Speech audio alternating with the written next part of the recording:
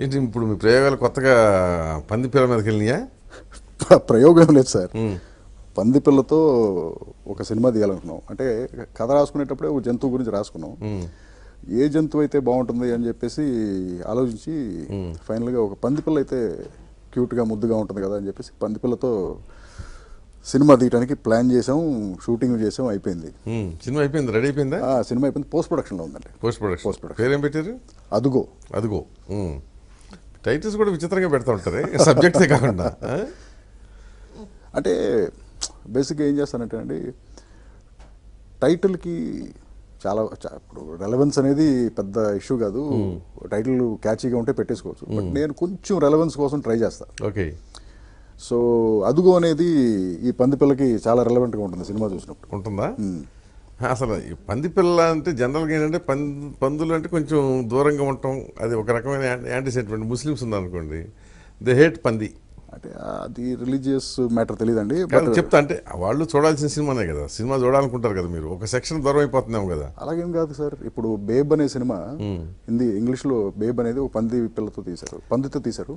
ఇంటర్నేషనల్గా చూశారు కదా, ముస్లిం కంట్రీస్లో కూడా చూసుంటారు. అది వాళ్ళు బేసిక్గా ఏంటంటే వాళ్ళు తినేదే పొద్దున్నేసి తగ్గించి పోర్కు. అవును. మన దగ్గర ఏంటంటే అంత ఎక్కువ కాదు, పంది మాంసం తింటున్నాం అనేది కూడా ఓపెన్గా చెప్పుకోవడానికి జంకే దేశం ఉంది కాదు సార్. ఇప్పుడు దీన్ని చూడండి, ఇది ఎంత ముద్ద వస్తుంది. దీన్ని చూస్తే మీకు ఎందుకు తినాలనిపిస్తుంది? అందుకనే దీంతో ఆడుకోవాలనిపిస్తుంది, కానీ తినాలని ఎందుకు అనిపిస్తుంది? అందుకే ఏమంటారంటే పుట్టినప్పుడు పంది పిల్ల కూడా అందంగానే ఉంటుంది అంటారు. అవును అవును. చూడండి ఎంత క్యూట్. తర్వాత కదా విశ్వరూపం కనపడలేదు. లేదు సార్, పెద్ద పంది గురించి కాదుగా మా సినిమా. ఓ చిన్న పంది పిల్ల గురించి, పంది పిల్ల గురించి. ఇక మొత్తం దాని చుట్టూ తిప్పుతుంటారా? కథలో హీరో సార్. ఓ ఓకే. మా వాడు చిన్న సైజు హీరో. ఏం పేరు? సినిమాలో వీడి పేరు బంటి. బంటి. బంటి.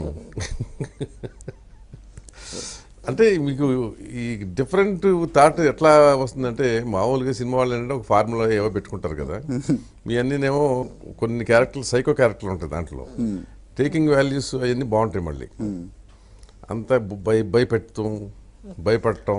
అంటే అన్ని సినిమాలు అలా చేయలేదు సార్ నేను. అన్నీ కాదు, అదే నేను కామెడీస్ చేశాను, రొమాంటిక్ కామెడీస్ చేశాను, మార్షల్ ఆర్ట్స్ ఫిల్మ్స్ చేశాను, హారర్ ఫిల్మ్స్ చేశాను, థ్రిల్లర్స్ చేశాను.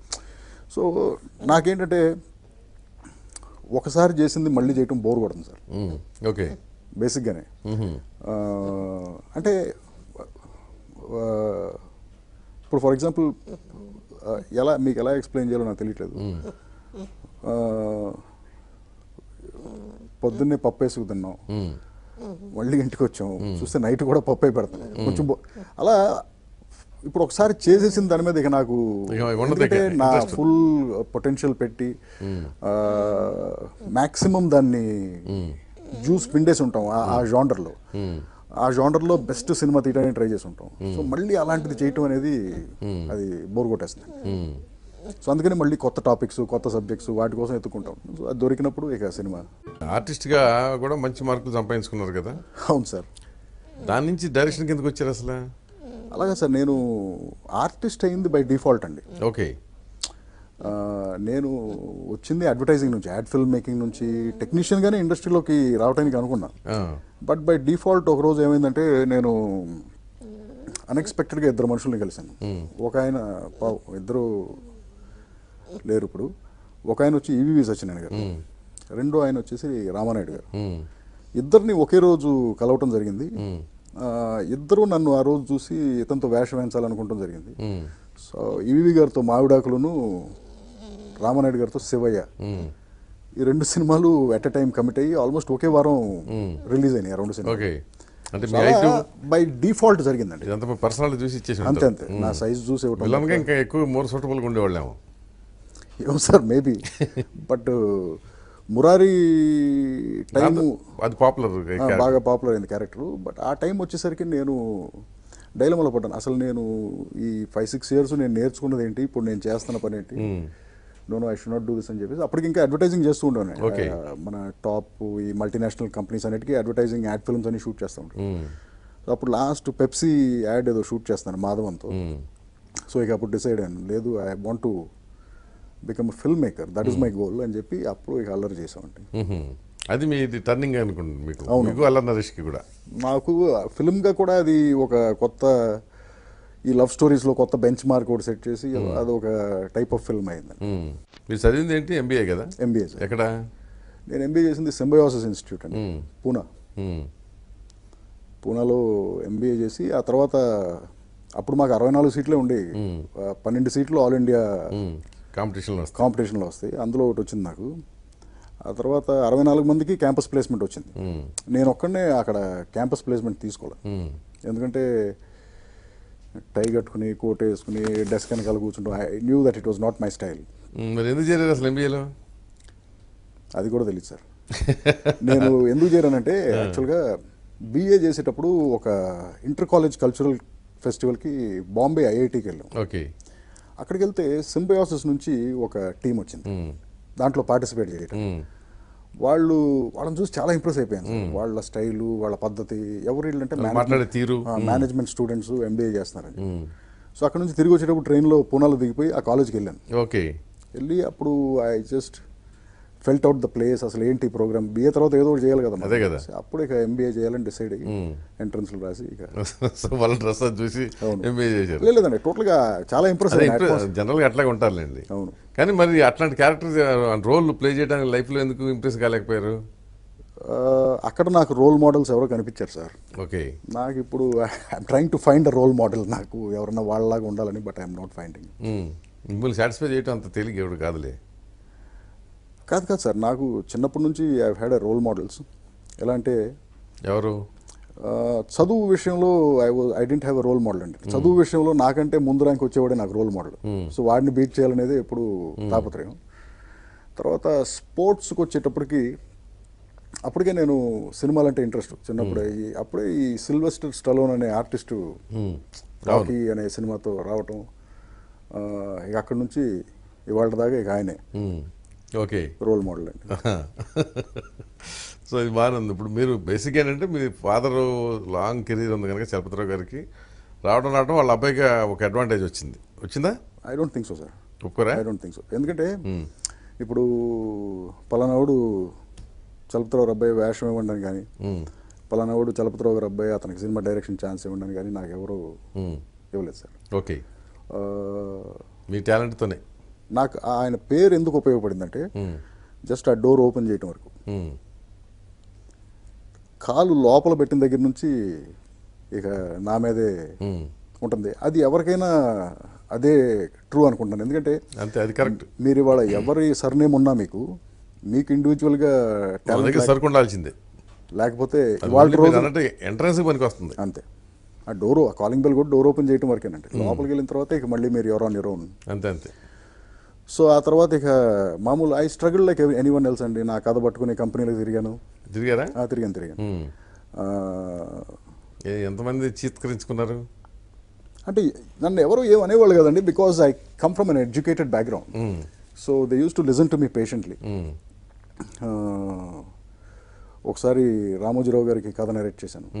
నరేట్ చేస్తున్నప్పుడు ఆయన చుట్టూ ఒక 5-6 ఉన్నారు. కొంతసేపు నరేట్ చేసిన తర్వాత ఆయన ఇప్పటికి సినిమాలో ఎంతైందమ్మా అని అడిగాడు. అంటే ఒక 20 minutes అయింది. అండ్ వాచ్ నేను 1 గంట చెప్పాను కదా అప్పటికి.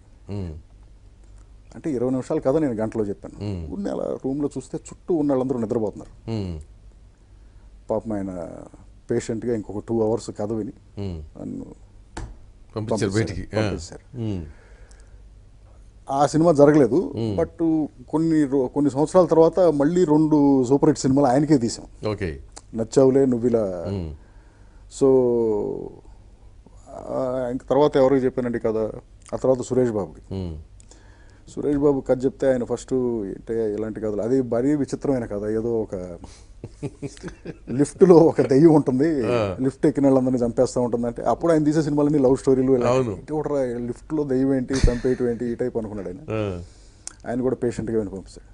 ఆ తర్వాత అల్లరికి ఇద్దరం కొలాబరేట్ అయ్యాం. బట్ సో అలా I have done my share of work అండి. బట్ నేను పడిన టెక్నీషియన్గా నేను పడిన స్ట్రగుల్ ఇండియాలో ఎవరు చూస్తుంటారు, ఎందుకంటే నేను అదంతా పడిందంతా అమెరికాలో. సో ఐ హ్యావ్ డన్ కెమెరాలు మోసాను, తిరిగాను మనుషుల చుట్టూ వర్క్ కోసం. వర్క్ వచ్చింది, సక్సెస్ఫుల్ అయ్యాము. ఎంతకాలం చేశారు అట్లా అమెరికాలో? దాదాపు 6.5 years సార్. 6.5 years అమెరికాలో ఉండి టెక్నికల్ ఫీల్డ్ చదువుకుంటానికి వెళ్ళాను ఫస్ట్, ఏది సినిమాటోగ్రఫీ అండ్ ఎడిటింగ్ చదువుకుంటానికి వెళ్ళాను. ఆ తర్వాత అయిపోయిన తర్వాత ఐ స్టార్టెడ్ వర్కింగ్. లక్కీగా నాకు ఎందుకో వర్క్ రెగ్యులర్గా వచ్చేది అక్కడ. Okay. As a cameraman editor చాలా టీవీ కంపెనీస్కి, ఫ్రీలాన్స్ స్టూడియోస్కి, బయట ప్రొడ్యూసర్స్కి, చిన్న ad films, music videos, basketball games, ఇవన్నీ కెమెరా ఆపరేట్ చేసేవాడిని నేను. సో అక్కడ నుంచి కెమెరామెన్ ఎడిటర్గా క్రాఫ్ట్ నేర్చుకున్నాను. డైరెక్షన్ నేను ఎప్పుడు నేర్చుకోవాలి అసలు. బట్ ఈ రెండు క్రాఫ్ట్స్ నేర్చుకోవటం వల్ల బేసిక్గా స్టోరీ టెల్లింగ్ కేపబిలిటీ ఉండటం వల్ల మైండ్లో, so I could become a director easily.